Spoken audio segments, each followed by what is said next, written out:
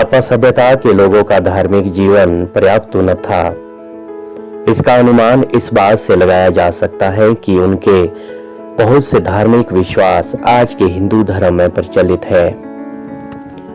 हड़प्पा सभ्यता के लोग सबसे अधिक देवी मां की पूजा करते थे।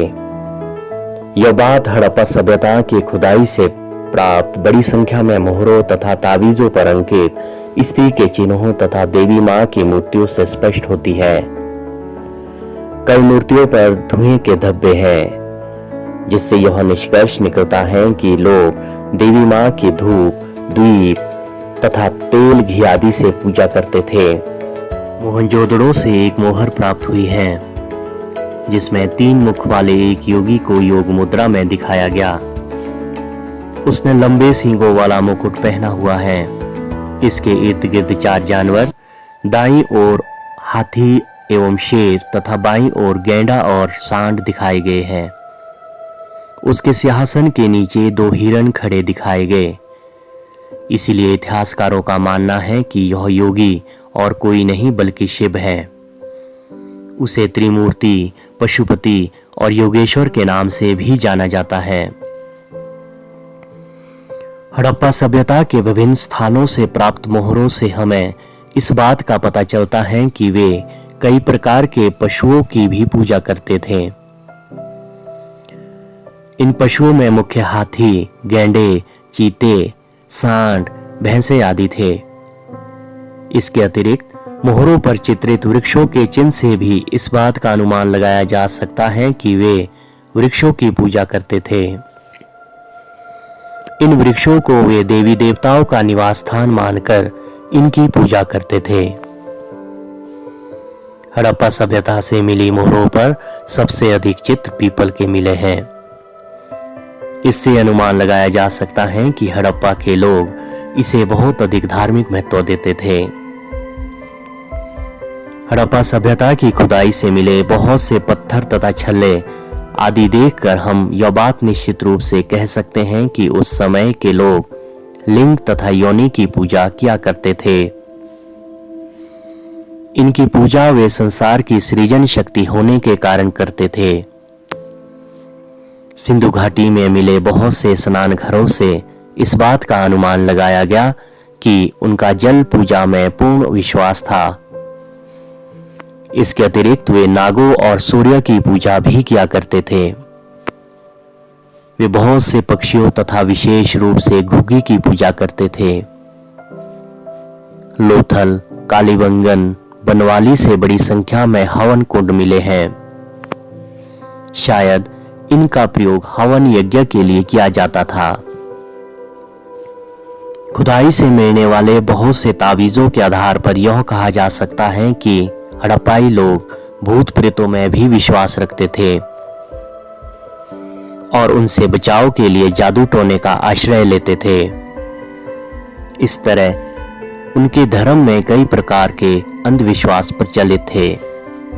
सामाजिक जीवन खोजों में मिले अवशेषों के आधार पर हम उस समय के हड़प्पा के सामाजिक जीवन का चित्रण कर सकते हैं।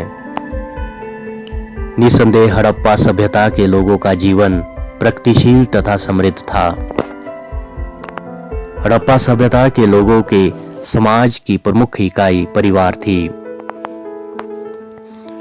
उस समय परिवार संयुक्त होते थे अथवा एकल, इस संबंध में विद्वानों के अलग अलग विचार हैं। उस समय के विशाल भवनों को देखकर यह अनुमान लगाया गया कि यहाँ बड़े परिवार रहते थे। प्रत्येक परिवार में माता पिता, भाई बहन तथा पुत्र पुत्रियां आदि रहते थे। हड़प्पा सभ्यता की खुदाई से प्राप्त बहुसंख्या में स्त्रियों की मूर्तियों के आधार पर यह अनुमान लगाया जाता है कि उस समय का समाज मात्र सतात्मक था। इससे यह भाव है कि समाज में स्त्रियों को प्रमुख स्थान दिया गया। हड़प्पा सभ्यता का समाज कितने वर्गों में विभाजित था, इसकी स्पष्ट जानकारी नहीं है। संभवतः उस समय का समाज 3 वर्गों में विभाजित था: शासक वर्ग, मध्यम वर्ग, निम्न वर्ग। शासक तथा धनी वर्ग सुखी एवं संपन्न जीवन व्यतीत करते थे। वे दुर्गों तथा विशाल भवनों में रहते थे। मध्यम वर्ग के निवास अपेक्षाकृत छोटे थे। निम्न वर्ग झोंपड़ियों में रहते थे। इनकी दशा संतोषजनक नहीं थी। हड़प्पा सभ्यता के लोग विभिन्न प्रकार का भोजन खाने के बहुत शौकीन थे। पुरातत्वविदों ने जले हुए अनाज के दानों एवं बीजों की खोज से हड़प्पा सभ्यता के लोगों की भोजन संबंधी आदतों को जानने में सफलता प्राप्त की। इन विद्वानों ने हड़प्पा के विभिन्न स्थलों से गेहूं, जौ, दाल, सफेद चना एवं तिल नामक अनाज के दाने प्राप्त किए। हड़प्पा के विभिन्न स्थलों से जीव पुरातत्वविदों ने विभिन्न जानवरों की हड्डियां भी प्राप्त की। इनमें भेड़, बकरी, भैंस तथा सूअर की हड्डियां सम्मिलित थी। अतः हम स्पष्ट रूप से कह सकते हैं कि हड़प्पा सभ्यता के लोग शाकाहारी और मांसाहारी दोनों तरह का भोजन किया करते थे। हड़प्पा सभ्यता के लोग किस प्रकार के वस्त्र पहनते थे, इस बात का अनुमान हम मूर्तियों की वेशभूषा से लगा सकते हैं। अधिकतर लोग सूती वस्त्र पहनते थे। धनी लोग ऊनी वस्त्रों का भी प्रयोग करते थे। स्त्रियां निचले भाग में लहंगा डालती थी तथा ऊपरी भाग में एक चादर का प्रयोग करती थी। वे सिर पर एक विशेष वस्त्र पहनती थी जिसे पंखे की तरह उठा होता था। पुरुष नीचे के लिए धोती तथा ऊपरी भाग के लिए एक चादर अथवा शॉल का प्रयोग करते थे। हड़प्पा सभ्यता की खुदाई से हमें अनेक तकलियां तथा सुइयां प्राप्त हुई हैं, जो इस बात का प्रमाण है कि उस समय के लोग सूत काटना तथा कपड़ों को सीना जानते थे। हड़प्पा सभ्यता के लोगों को, चाहे वो पुरुष था अथवा स्त्री, आभूषणों से बहुत लगाव था। शरीर का शायद कोई ऐसा अंग होता जिसे वो अलंकृत ना करते हो। प्रमुख आभूषणों में हार, चूड़ियां, कड़े, अंगूठी, बाजूबंद, नथनी, पाजेब तथा कानों की बालियां थी। धनी लोगों के आभूषण सोने, चांदी, मूल्यवान पत्थरों तथा हाथी दांत के बने थे। गरीब लोगों के आभूषण तांबे तथा हड्डियों के बने होते थे। हड़प्पा सभ्यता के लोग हार श्रृंगार के भी बहुत शौकीन थे। स्त्रियां लंबे बाल रखने, विभिन्न प्रकार के जूड़े अथवा चोटी बनाने के शौकीन थी। वे बालों को संवारने के लिए दर्पण, कंघी तथा विभिन्न प्रकार के पिनों का प्रयोग करती थी।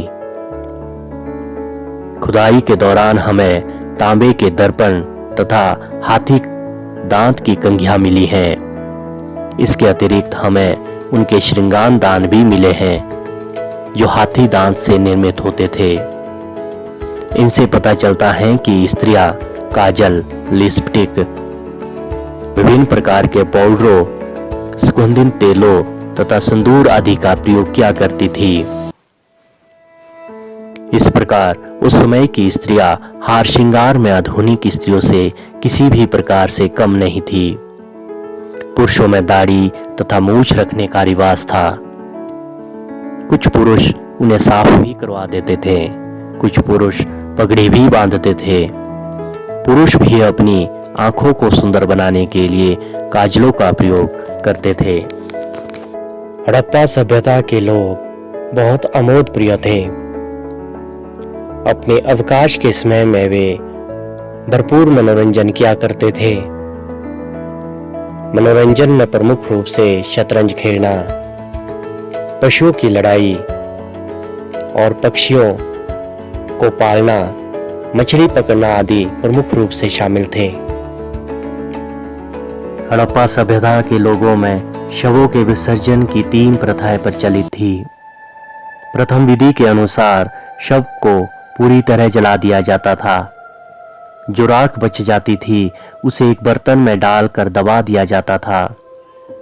द्वितीय विधि के अनुसार पूरे शव को कब्र में दफन कर दिया जाता था मृतक व्यक्ति के अगले जीवन में प्रयोग करने के लिए उसके साथ कब्र में अनाज से भरे मिट्टी के बर्तनों को रख दिया जाता था। कुछ कब्रों में मृतभांड एवं आभूषण भी मिले हैं। कहीं कहीं मृतकों को तांबे के दर्पण के साथ दफनाया गया था। कुछ कब्रों की बनावट एक दूसरे से भिन्न होती थी। कुछ कब्रों की सतहों पर ईंटों की चिनाई की गई थी।